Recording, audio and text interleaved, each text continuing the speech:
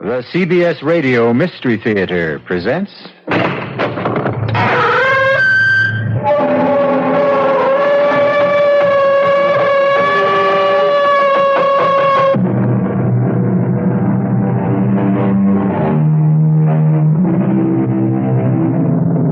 Come in. Welcome. I'm E.G. Marshall. How nice to see you again. It's good to know that you've become a regular visitor. And since you're such a good customer, it's only fair to warn you that the story you're about to hear may be a little bit more disturbing than most. If the sounds of a woman screaming in utter terror unnerve you, then perhaps you may not want to listen to a tale called Where Fear Begins. It's a story about exactly that, fear. But perhaps the best way to find out is to hear what happens to Amanda Shepard on a dark night when moonlight streams through her window. But not just moonlight. Oh, good Lord, something flew in here. It's like my room. Oh! It's not a bird. It's a bat. It's trying to get in my hair. Ah, it's in my hair. So tangled up in my hair.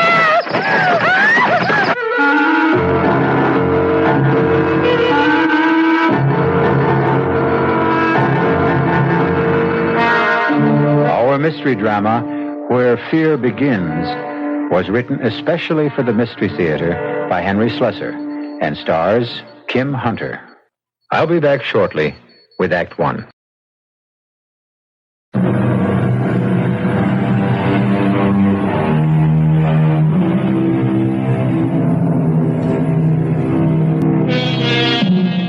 The night is still and peaceful in the small town known as Manassas Valley. Most nights are peaceful here. And one person who enjoys that stillness is Miss Amanda Shepard. The big city is only 50 miles away, but for Amanda, it might as well be 50,000. But there are many ways to shorten distances. And tonight, something is going to happen that will destroy the peace and stillness of Amanda Shepard's life.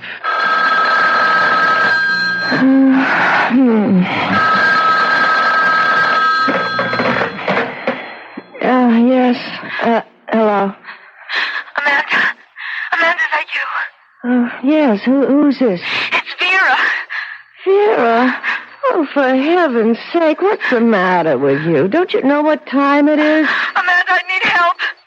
You've got to help me. What are you talking about? Where are you? Amanda, I'm scared. I don't know what to do. I'm so frightened. You've got to help me. Listen, are you drunk? You've got to come out here. You've got to stay with me. Vera, will you please make some sense? It's 2:00 in the morning. I'm 50 miles away. Well, then come. Tomorrow, come. Oh, please. Please come as soon as you can. Oh, for heaven's sake, Vera, I've got a class to teach tomorrow. Come to think of it, it's even worse than that. I have a faculty meeting. Amanda, don't you understand? I need you. Don't make me explain. Just come. All right. Look, I can't promise when I'll be there exactly. Where are you staying? Vera? Vera, what's the address? Did you hear me? Vera, are you still there?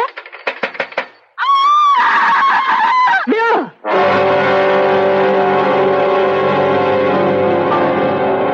Excuse me. Yes, ma'am. What can I get you? Nothing, thanks. I was looking for the manager. So are his creditors. Well, maybe you can help me. Have you worked here long? Truth is, I don't work here now. I'm what you might call a guest bartender. Oh, I see. Tell me anyway.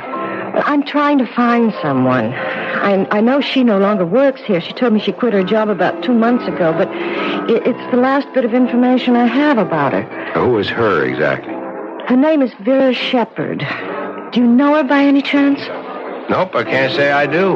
Well, she called me last night and sounded as if she was in trouble. I'm almost tempted to call the police, but knowing Vera could just be some of her melodramatics. Well, Thank you anyway. It's okay. Hey, wait a minute. Yes? This Vera Shepherd, is she blonde, pretty, about your height? Yes. There's a girl I met in an encounter group last month. Her last name was Shepherd, but her first name was Roxanne. Roxanne. Well, that could be her. She always hated the name Vera. She was always threatening to change it. Look, have you any idea where she might be living? Sure. She lives with me. What? In the same rooming house. Upstairs. In indescribable squalor, I might add. What's a nice lady like you doing with a friend like Roxy? She's my sister. Ouch. Well, excuse me, I think I'll go see if I can pry my foot out of my mouth. Wait a minute. Where's this squalid rooming house of yours? Number 9 Hudson Street, near the river. If you see a bum sleeping in the doorway, that's the place. Hey, you weren't thinking of going there now. Of course. It's not a good idea. Now, you can't go into a neighborhood like that looking the way you do. What's wrong with the way I look? Wait a minute. My friend Tony will be back here in 5 minutes to take over the bar. I'll go with you.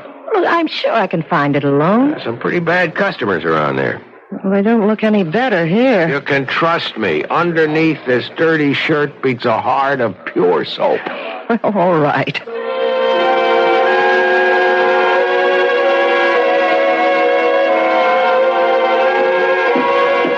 Careful of those stairs. They're in bad shape. How can people live in a place like this? Nobody lives here. We exist on another plane. Our bodies may wallow in filth, but our souls live in penthouses. Is that what you learned in your encounter group? Well, here's her door. The grand portal of the Princess Roxanne. She has a radio on. I hope that isn't all she has on. Princess is a little hard of hearing. She must be home. Let me try. Vera? Vera, are you in there? Might be asleep or stoned. Maybe she just went out and left the radio on. Look, I'm terribly worried about her. She really sounded dreadful. She said she was frightened about something. I could always break the door in. It's pretty flimsy. Do you think we should? Just say the word. All right. Please. That's the word. By the way, what did you say your name was? Amanda Shepherd. My name is Kurt Davies. Pleased to meet you. That was easy. Come on in. Ooh, what an awful place. I told you, indescribable squalor. Her bedroom must be in here. Vera? Vera, it's me. It's Amanda. Oh, my... Vera! Oh, my God! What is it? Is she sick? Look at her. Look at her eyes. Easy, take it easy. I don't think she's breathing. She's dead. Oh, my God, my poor sister is dead.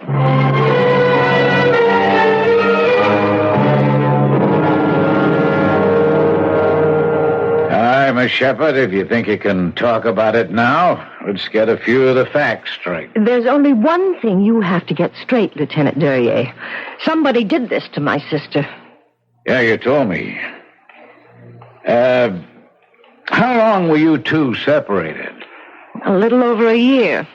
She left Manassas Valley about 14 months ago. What for? Just to come to the big city? I suppose that was her reason. Any other reason you know about? Was there a man, for instance? There was a man, all right, but not what you're thinking. Vera had a fight with our father. Your father live in Manassas Valley? Yes, my sister and I never got along very well with him. The both of you? Yes, both of us. But then Vera had this fight with him, and she packed her bags and left. She had some idea of becoming an actress or a singer or something like that. Did she? No. I don't know what she became here. And when she called you last night, what did she say exactly? She just said she was scared. Scared out of her wits, and I heard this terrible scream. Lieutenant, there's only one explanation. Somebody was after her. Somebody was in her apartment last night and killed her. I'm sorry, Miss Shepherd, but this is no murder case. But you saw her eyes. You saw the way she looked as if she'd been frightened to death. There's just no such thing, Miss Shepherd. At least not in the law books. Your sister suffered a cardiac arrest. That's a heart attack. I can't believe that. That look on her face. It was just a death agony. That's all you saw. Somebody was after her. Some man, probably. I'm sure of it. Maybe she was scared because she was sick. There was nothing wrong with her health. Look, the medical examiner knows his business, miss. Of course, if you want to insist on an autopsy, that's your privilege. An autopsy? That means cutting her open. That's what it means. And if it proved you were wrong? That she didn't die of natural causes? Oh, we'd be the first to admit it. All right, then. I want an autopsy. Look, I'm sure that something horrible happened to Vera. Okay, whatever you say, Miss Shepard. I'll be in touch with you. Oh, where will you be staying? I'll be staying right here.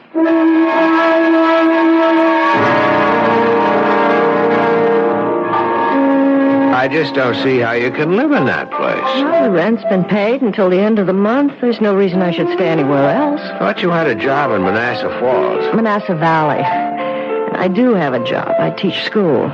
I've already asked for a leave of absence. Look, I'm not leaving here until the police do something about this. You may have a long wait. It doesn't matter how long. I know something happened to my sister, and nobody seems to care. Listen, I'll be taking care of the bar for another couple of hours. Why don't I meet you later for a drink or something? No, I have to get home. I have to call my father, and I have to get some sleep. I'm so dreadfully tired. Okay, but if you need a friend, remember, I live one floor away.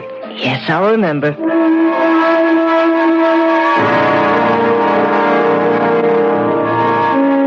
Dad, there was no way I could make the funeral arrangements yet. Why not? Because the police are performing an autopsy on Vera's body to determine the exact cause of death.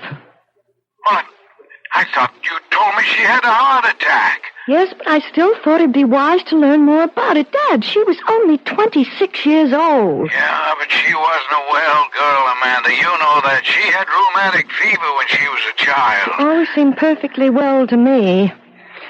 But, Dad, I'm just not satisfied about this. That's all there is to it. That's why I'm not coming home until I find out more. You're a stubborn woman, Amanda. You're just as stubborn as your mother was. All right, Dad. I'll try to speak to you again tomorrow.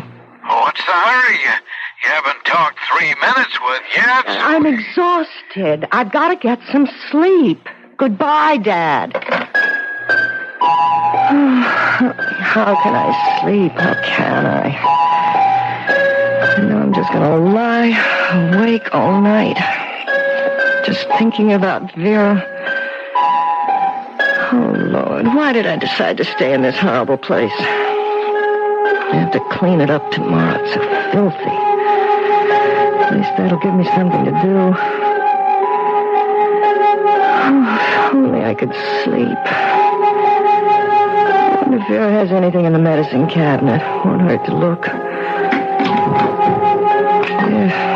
What a mess of bottles. Half of them are empty. What's this one? Aspirin. Oh, wait a minute. This one's marked. For sleep, thank God. It's the only way I'll get to close my eyes tonight.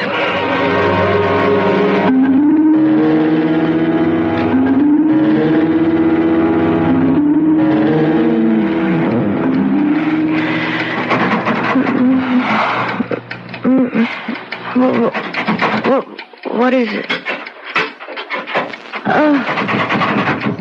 It sounds like someone at the door. At the front door. Well, 1 minute.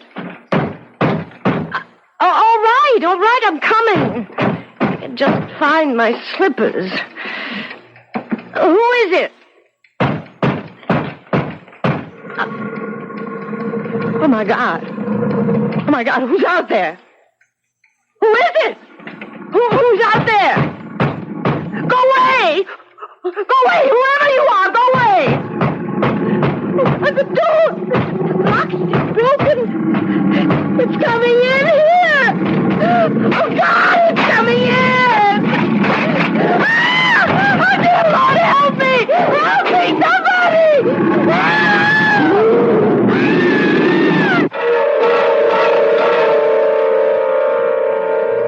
Well, now that's what I would call an unexpected visitor. Of course, there are neighborhoods in every large city that have their share of gorillas, but they're customarily of the human variety. How did this specimen get to Amanda Shepard's apartment?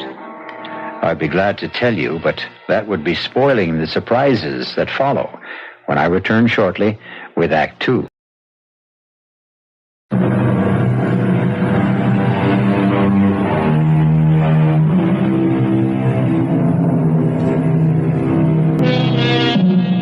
And now, here's the second act of Where Fear Begins. Well, it appears that no harm has come to our friend Amanda Shepard, unless you call a good case of hysteria harm. But now there's another visitor to the apartment, Kurt Davies, who quickly raced up the stairs when he heard her cries for help. I saw it. I saw it. So help me. I saw a gorilla. An ape. I don't know what you call it. Sure you saw it, Amanda, but in a dream. I know the difference between a dream and reality. It was a real gorilla. It broke the door in. No, honey. I'm the one who busted in the door, remember? And first thing tomorrow, you've got to get a lock on it. Kurt, please listen to me. This was real. I know it was. This animal tried to get in here and kill me. When I started to scream, it went away. Amanda, I didn't see any gorilla coming out of this place. I mean, wouldn't I have seen it, too? Well, maybe it's hiding somewhere in the building. Maybe it has a hiding place. This is really crazy. Look, maybe that's what Vera saw. Maybe that's what she was horribly frightened about. Amanda, have you ever searched this apartment? Searched it? What for? Well, maybe you'd find something. Letters, a diary, maybe. Oh, Vera never kept a diary. It's worth a try, isn't it? Come on, let's look right now. I'll help you. Why? Why should you want to help me? Why not? You don't really care what happened to my sister. You hardly knew her. Maybe I didn't want to know her. Why not? What's the point of knocking the dead? No, tell me, please. Why didn't you like Vera? I didn't like Roxanne because she called herself Roxanne when her name was Vera. I didn't like the way she spent her time looking for one kick after the other, even if it meant kicking somebody else in the teeth. Was she really like that? Look, it's late. Maybe you should go back to bed. We'll search the place another time. No, you're right.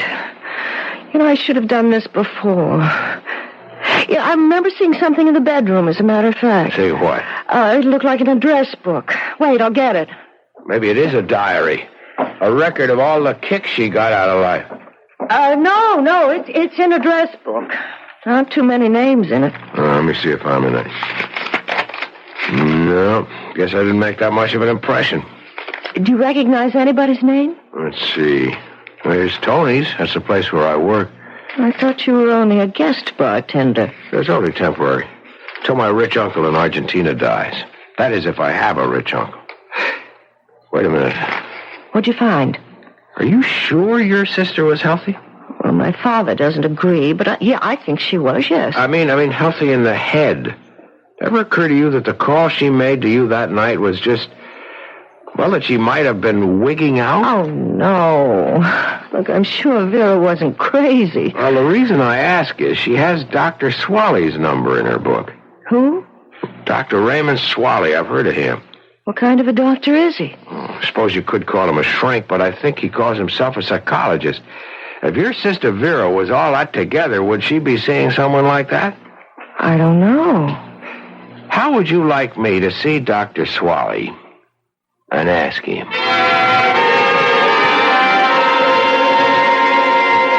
No, the name isn't familiar, I'm afraid. But I won't trust my memory. I have a book that my secretary keeps for me. She might have called herself Roxanne Shepard. It's a very neat alphabetical book. Miss Riegelman tends to be a little compulsive about her record keeping. I'll have to explore her subconscious one of these days. No, there's no one of that name who was my patient. Maybe you knew her personally. Oh, I'm quite sure I didn't. Yeah, but your name was in her address book. She might have heard about me. You mean she might have taken down your name but never called you? That's possible, isn't it? I guess so. How old did you say the girl was? 26. Pity. And the cause of death? They called it cardiac arrest, but her sister doesn't believe it. She insisted that an autopsy be performed. Was it? Yes. And the result? Negative. It was heart failure, all right. Well, then, why isn't the lady satisfied? Because she still thinks that people can die of fright. Pure and simple fright. What's the use of my staying any longer, Kurt? I'm just packing up Vera's things and leaving. You want me to help you? No, I'm just taking everything that belonged to her, not even trying to sort it out.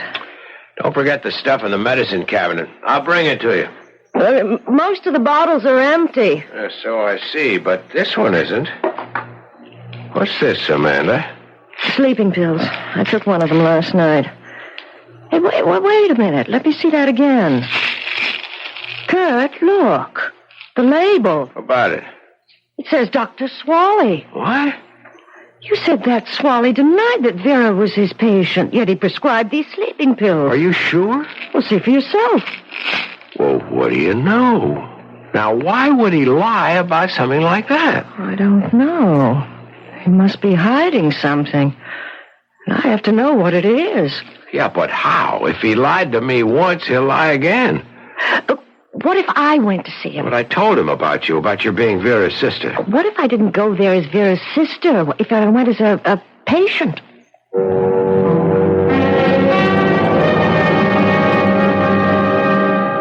I'm so miserable all the time, Doctor. So depressed and nervous. I don't want to wake up in the morning. I want to go right on sleeping, hibernating from the world. Do you think you can help me? Well, that all depends. How much do you know about my treatment? Well, not really very much. Just that I've heard you've been able to help people. But you must have also heard that my therapy isn't quite orthodox. Well, no, I guess I've never heard that. Oh, don't be alarmed. Basically, I'm a Freudian. I believe in the theory of the subconscious, but I look at it slightly differently. I call the subconscious the dungeon of the human mind, the place where we hide all our guilty fears. The conscious mind tries to forget their existence, but they cry out and rattle their chains and make our lives miserable. Do you understand? I think so. Personally, I believe that fear is the true enemy of mental health. What I try to do for my patients is eliminate fear. We're all afraid of something, aren't we? Right now, you look as if you're afraid of me. No, I'm really very interested. It's one thing to know what we fear.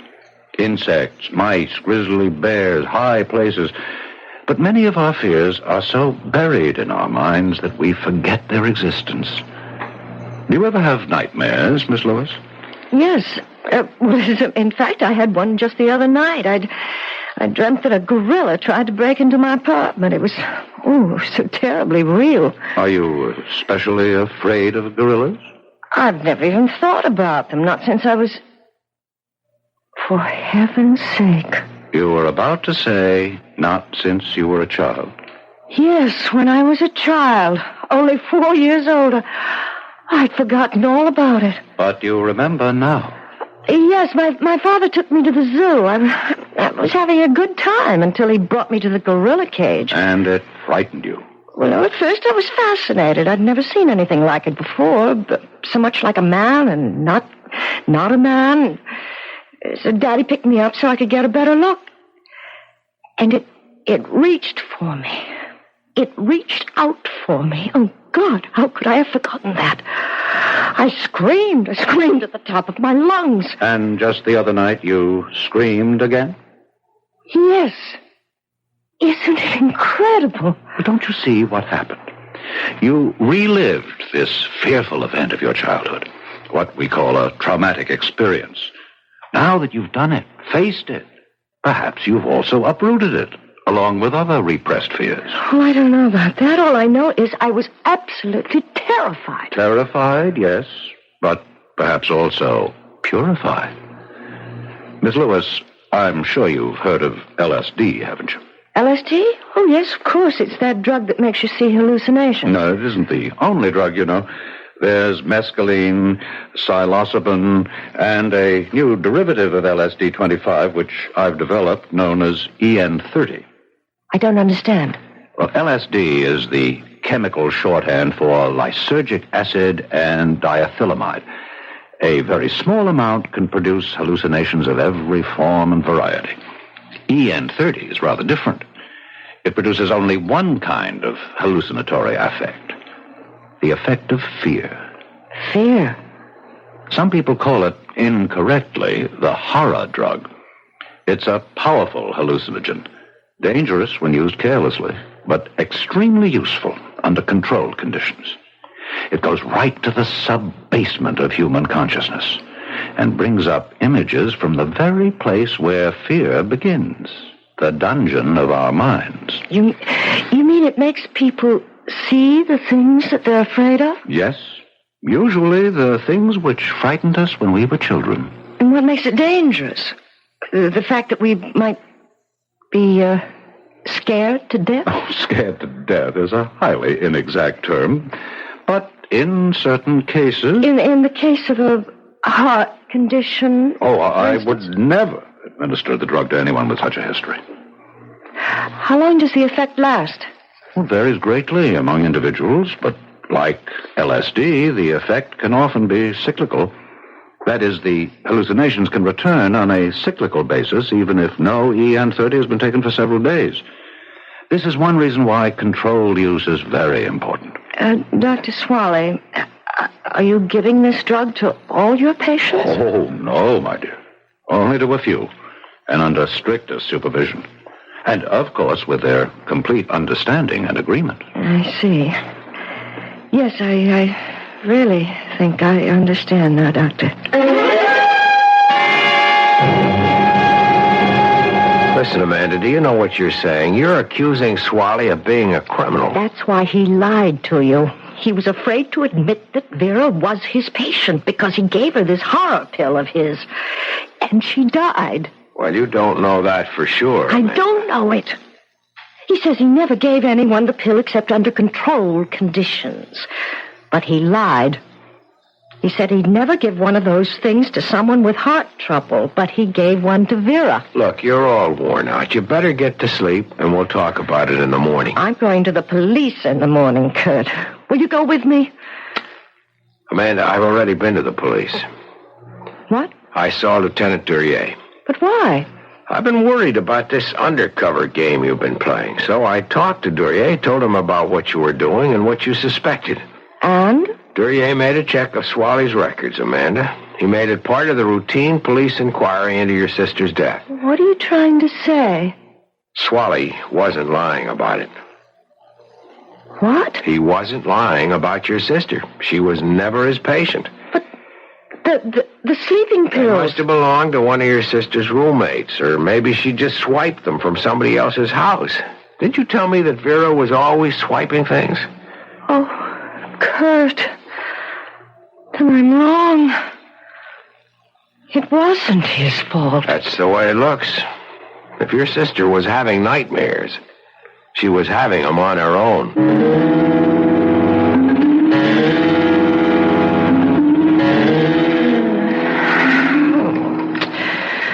Oh, it's so warm in here. It's too warm to sleep. I've got to open that window or I'll suffocate. It's so hard to open. Oh, there. Whew, that should help a little. What was that? Oh, good Lord. Oh, good Lord, something flew in here. It's right in my room. Ah! It's not a bird, it's a bat. It's trying to get in my hair. Oh, it's in my hair. It's all tangled up in my hair.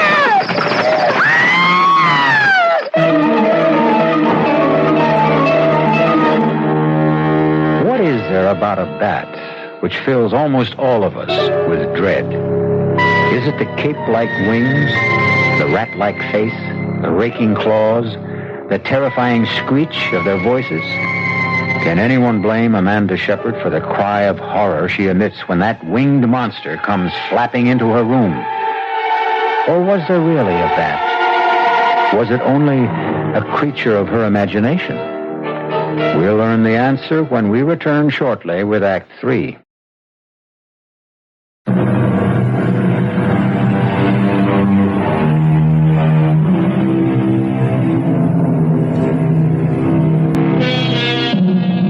Amanda Shepard has had another nightmare.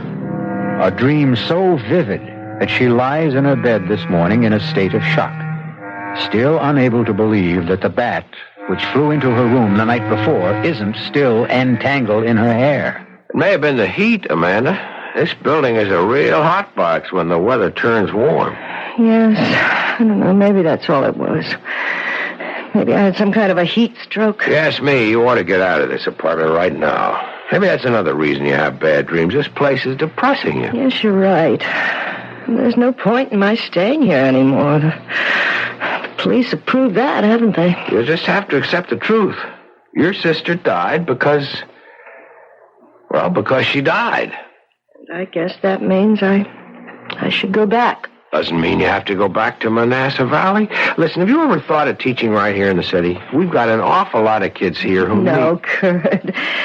No, it's time for me to go home.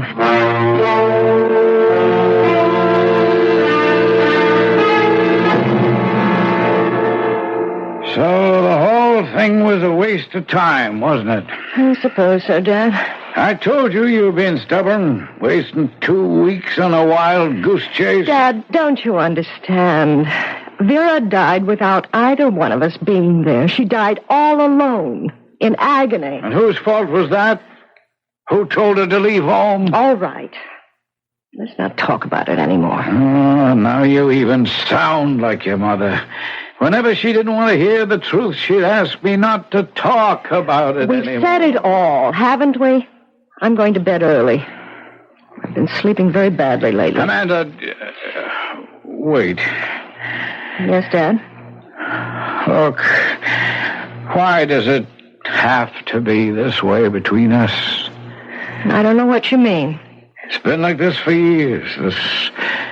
This wall of ice between you and me.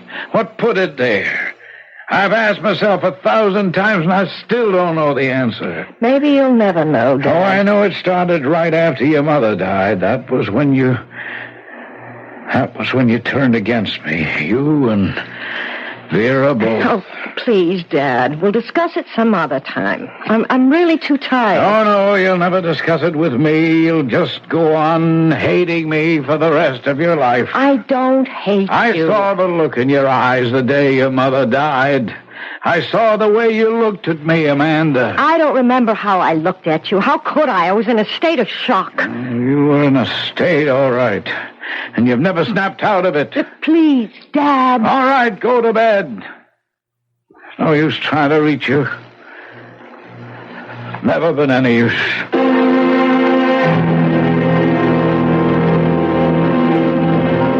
Hi, handsome. Hey, this is turning into a permanent job for you, isn't it? I guess I'm just a natural-born bartender, that's all. Oh. What can I get you tonight? Oh, how about a Manhattan?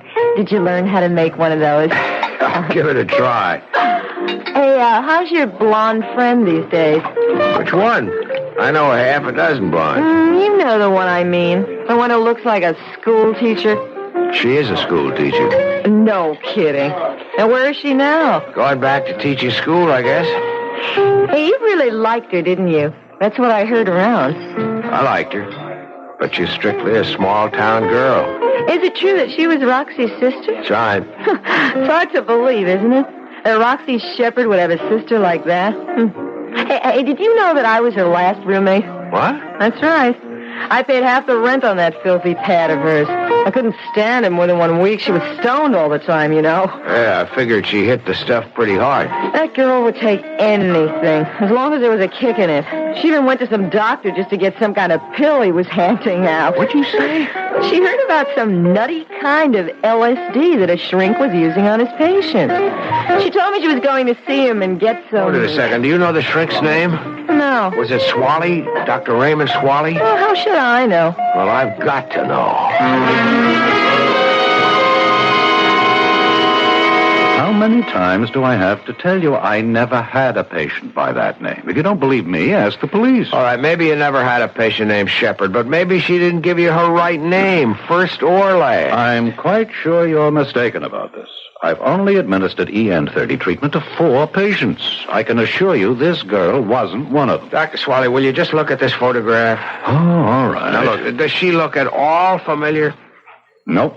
I never treated her. Look carefully. It's a professional portrait. She thought she wanted to be an actress, and she's pretty heavily made up.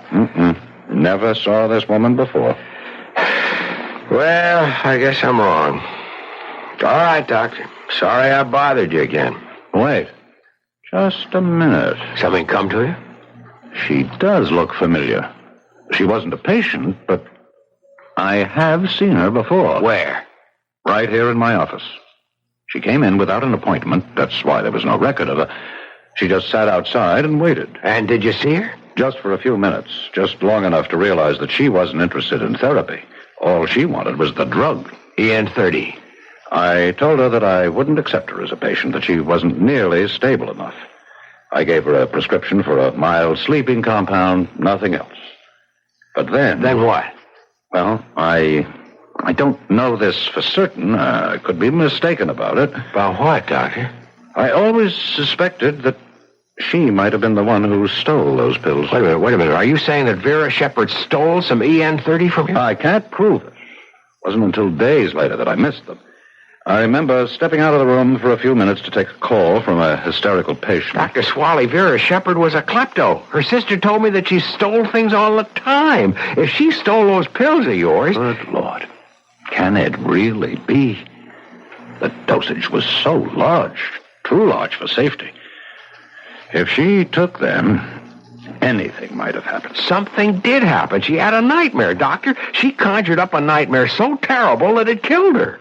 Oh, I'm sorry. I didn't mean to hurt anyone. You know that wasn't my intention. Oh, wait a minute. You did say that you gave her a prescription for sleeping pills. Yes, I did. I doubt that she ever filled it. It was the EN30 she really wanted. Then what was in that bottle? What were the pills her sister took? A sister? Dr. Swally, I've got to get to a telephone.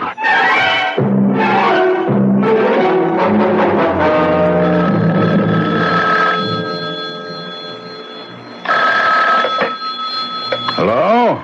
Hello, is Amanda Shepard there? Oh, yes, she's here, but she's asleep right now. Who is this? Is this Mr. Shepard? Oh, that's right.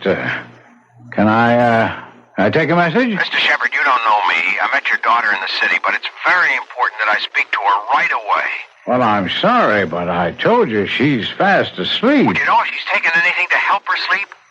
Well, as a matter of fact, I thought I did see her take something. She's very Listen, tired. Mr. Shepard, you've got to get a doctor for her right now. I know it sounds crazy, but if she took a pill that her sister was using, she may be in danger. Well, wait, what are you talking Please, about? I'm driving out there, but your daughter may be in terrible danger right now.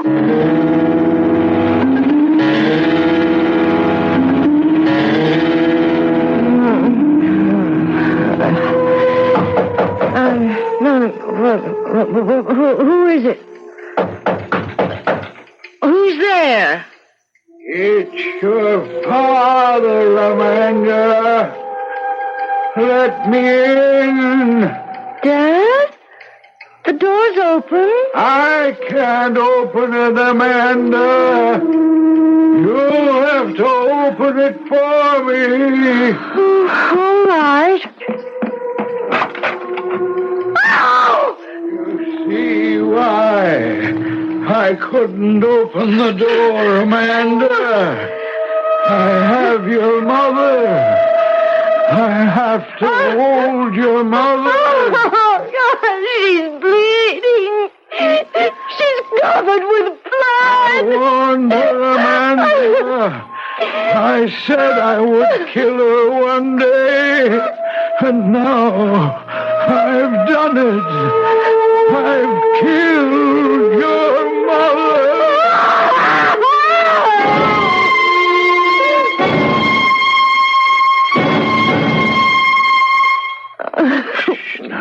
Now it's all right, darling. It's all right, baby. You're okay now. Oh, my God. Oh, Daddy. It's just a dream, honey. Just a bad dream. Daddy, please hold me. Don't let me go. No, Amanda. No. I won't let you go.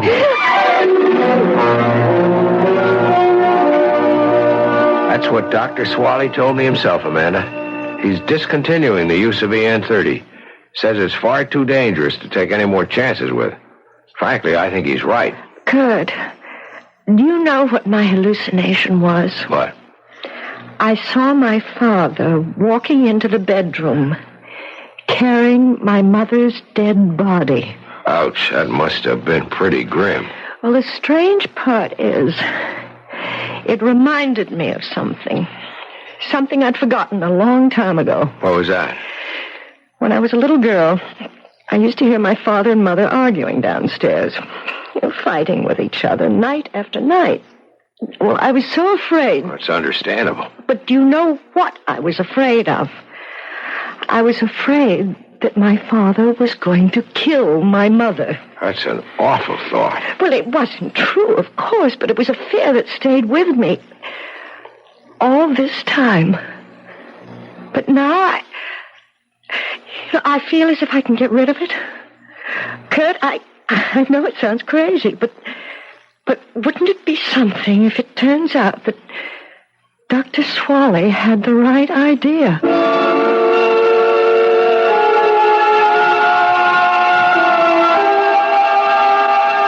Well, personally, I don't think I would care very much for that kind of shock treatment.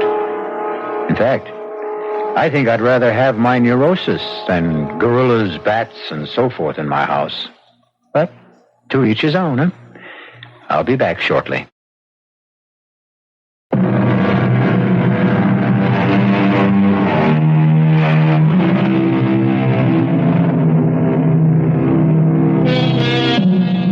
In case you're wondering, all characters, events, and wonder drugs in this drama are purely fictitious. No, I'm sorry to say there is no such thing as EN30. If you want to get turned on to fear and trembling, however, you can always turn on the Radio Mystery Theater. We promise you large doses of mystery, suspense, and terror. Our cast included Kim Hunter, Mason Adams, Alan Hewitt, Ian Martin, and Phoebe Dorin. The entire production was under the direction of Himan Brown. Now, a preview of our next tale. Go back 21 years? Yes. I'm afraid. Afraid? Afraid to be young again? Afraid to have another chance, another lifetime? How would a thing like this work? You agree to go back for the express purpose of rectifying an unfortunate action that you committed under stress. You are given an opportunity to do it. And then, do I come back here to the present? That's difficult to say. You're going back there. Here won't happen for another 21 years. So, where here is going to be will depend on the new life you'd make for yourself. This is E.G. Marshall inviting you to return to our Mystery Theater for another adventure in the macabre. Until next time, pleasant dreams.